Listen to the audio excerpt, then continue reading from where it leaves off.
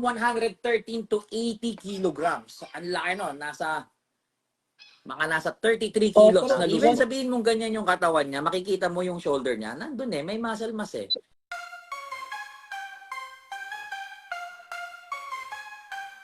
So, this time naman, check natin yung mga kakagaya ni sir na medyo malulusog or chubby sexy ang tawag niya. Atras ka ng konti, sir.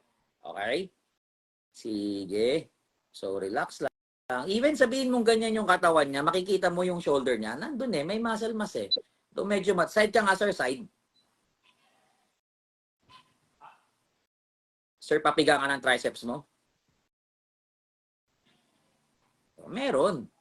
May muscle mass. Talikod. Talikod ka nga, sir. Piga. Dapat nga eh. No? Kailangan lang talaga niyang pababain ng todo yung body fats niya. Kita niyo, lat spread. Lat spread ka nga, sir. Hawak ka sa bewang mo. Diba? Okay. Sige. Isang harap pa nga, sir. Double bicep ka nga, sir. Double bicep. Okay. Yung arms niya kahit paano tone na, no? Pa-tone na yung arms niya. Nagkakaproblema si sir, medyo mataas yung body fats niya, mostly on his chest, side chest, and even dun sa core and love handles niya. Okay. Sir, so, kamusta? Ilang months ka na nag-workout? 250 ako dati, on and off. I started mga 1 year and 2 months. 1 year and 2 months. So, how was it? Kamusta yung naging progress nung 1 year and 2 months na yun? From 250 to 1, once, kanina nagtimbang ko na 176.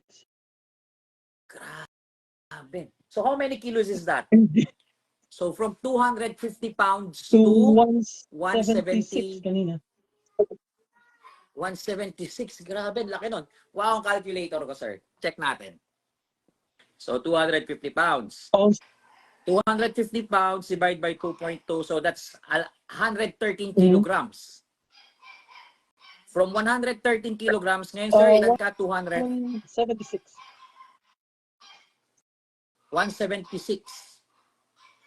Wow. So, from 113 to 80 kilograms. Ang laki nun. Nasa 33 kilos na lose mo. 1 year and 2 Good months. job. Ang mahirap kasi, pag medyo thunder ka na, datans ka na, yung Ilan taon ka na, sir? 53, kinalimutan ko na paglampas ko ng 50. 53 years old. Medyo, there are some mga instances talaga na medyo mabagal na rin talaga yung most likely metabolism natin. Okay? So, medyo mabagal, pero may chance. Kayang-kaya yan, sir. Nakapag-lose ka nga ng ganun sobrang laki nun, sir. As in like 33 kilograms is still 33 kilograms. So, sir, kamusta? Paano ba yung training mo sa gym? Ano ako, from work, pag-uwi, mga alas 7 ng gabi, hanggang alas 11, alas 12. Usually, 2 hours ako nagbubuhat, and then 1 hour cardio. I make sure na may 1 hour ako na treadmill. Ano lang, brisk walking lang, elevated on 15 degrees at 3.5. 1 hour. 2 hours ka nag-workout? 2 hours? 2 hours sa resistance, and then 1 hour sa treadmill. Ba't umabot ka ng 2 hours, sir? Ano ba yung split mo? Ang split ko kasi is yung back and tricep, tapos bicep and chest. Yung leg day kasi absent. 2 body parts, major, minor. Okay. Kasi 2 hours, sobrang haba kasi nun, sir. Tapos may treadmill ka pa. So, I do really recommend na i-maximize natin as much as possible. So, an hour and a half, pwedeng-pwede na yun. So, the more kasi nai-stress yung muscle, sir, the more na humahaba yung workout routine or yung strength training natin sa gym, most likely nagkakaroon tayo ng muscle loss or nai-stress yung muscle natin. So, much better kung kaya nating limitahan ng konti since may extra cardio ka pa ng after workout, much better. Siguro an hour to an hour and a half, very good din. Mas magiging effective yun, sir, for me. Para sa akin. Kasi hindi talaga ganun ka-effective ang too much. Okay, too much strength training. How about your meal plan, sir? How about your nutrition? Kamusta ang kain? okay lang ng kain ng actually ako naka 1 meal a day ako kasi pag may work, Oo. alis ng maaga, trabaho, o di na lang kumakain sa trabaho, pag-uwi na ng bahay. So, kain ng konti before punta ng gym, and then pag-uwi ng bahay, dun pa, pagkain. Pero usually, ko lang sa pagkain na sa salad, tapos may protein. Yun ang tinitirang niya. Pero hindi mo rin na-track yung macros mo. Mostly yung sa calorie deficit ang inano ko pa ngayon. Yes. Yun yung tama. Even if naka-OMAD tayo or TMAD or any approach yung ginagawa natin, make sure na yung number of calories is on point pa rin. Kasi kahit ano pang klaseng approach yung ipapasok nyo, mag-intermittent fasting ka, carnivore ka, TMAD ka, OMAD ka, kailangan mo talagang makuha yung backbone which is the calorie or the calorie, the macros. So malalaman mo dapat doon kung ano yung maintenance calories mo, and from there magle-less ka. Let's say for example, you want to lose weight, tapos naka-TMAD o naka-OMAD ka. So, let's say for example, ang nakuha mo 2,500 yung maintenance calories mo, sir, pwede kang mag-less ng at least 500. So, gawin mong 2,000. Dapat at the end of the day, makain mo lahat yung 2,000 na yun, kung kaya. However, it's really challenging kasi, no, na kakainin mo yung ganun kadami in just one meal. So, if there's a chance no kaya mong 2 meals a day, TMAD na lang, sir, much better para mapasok lahat ng mga nutrients na kailangan ng Saka katawan, yung macros na pag kailangan may ng katawan. pag Kasi may edad stealing, ka, mahirap, hindi lahat ng exercises kaya mo, kailangan mag-adjust. Kagaya ko, sa exactly. akin, mahirap sa akin yung ibang exercises na yung shoulders. And also sa akin, Yeah. sa physique ko, medyo wala nang leeg. Pag nilagyan, yung dati kasi yung traps ko, malaki ng bata-bata pa. Kahit ngayon, Mhm. di na magta-traps kasi medyo nandyan pa rin yung yung I could see nga, sir, may muscle mass nga, gaya nga ng sabi ko kanina sa inyo. May kwan makikita mo may hulma pa rin yung katawan, doon medyo tumaas lang talaga yung body fats. And that's true. Once nagkakaroon na tayo ng edad, medyo mabagal na talaga. And then syempre nagiging brisk or crisp na yung mga buto natin. So it's not really advisable na we need to lift heavy. So ang bubuhatin lang natin is yung sapat na mararamdaman natin na maipapasok natin yung hypertrophy na tinatawag. More on high repetition and perfect form and execution. Yun lang naman Yun lang naman talaga yung kailangan natin. Even ako, may mga client ako na mga 50s, 60s years, hindi ko na sila pinagbubuhat ng mabibigat. Ang main focus na lang namin is, I'll make sure na yung form na ginagawa nila is tama. Even moderate weight lang yan. Okay? Kasi nagmamatter yun Even sa mga hindi sa mga kabataan, let's say malalakas kayo magbuhat, kahit sobrang bigat ng binubuhat nyo, pero kung nawawala yung form, proper execution, yung proper timing, still nonsense. Still nonsense. Aanihin nyo yan, kalaunan, katagalan, kasi makakasanayan nyo yung ganyang way. Mali yung way of performing your exercise. Most likely, mataas yung chance kasi na may injury kayo. ako lang, inaabot Okay? ko lang And talaga then, is syempre, yung more of health, hindi na yung forma. Pero at least yung exactly. dati, yung pantalon is XL. At least ngayon, nakakapasok na sa medium. Yung damit, dati XL, nakakapag-large. Mm-hmm.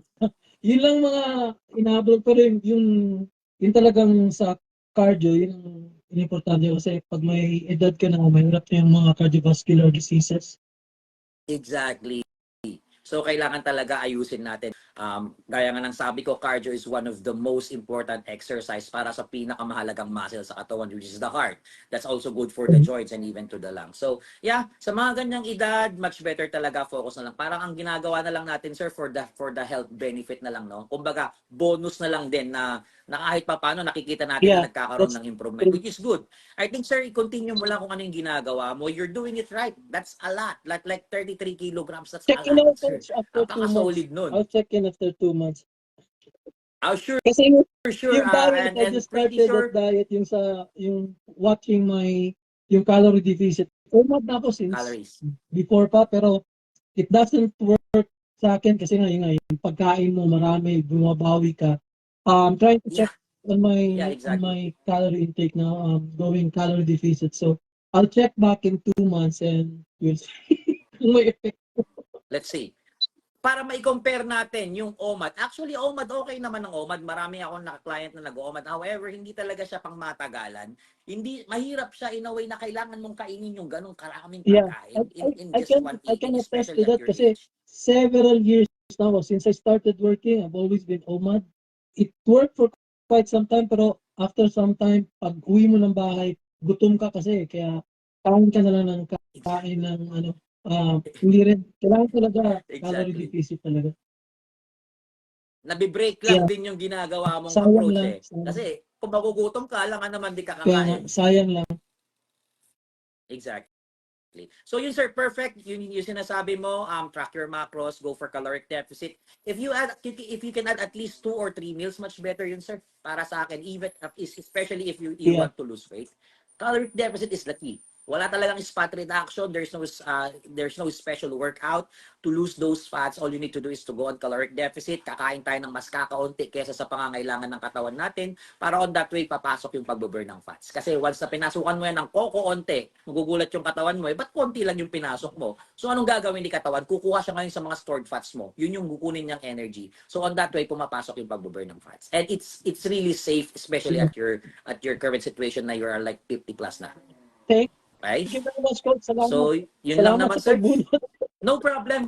My pleasure. to have the physique check, not to check on myself, but at least must share sa ibang ka-age ko na it's not all na looks yung yun mo, and sometimes yung may mga deficit ka on exercises na hindi pwede na ng katawan mo, you just have to adapt and then just keep on going. Exactly. Kasi sa akin, working as a nurse, pagod pag-uwi ng bahay, pero you just got to maraming temptation na Yeah. nagsasabing bukas na, wag ngayon, tama na, babawi ka na lang next time, but di mo dapat pakinggan talaga ng gym.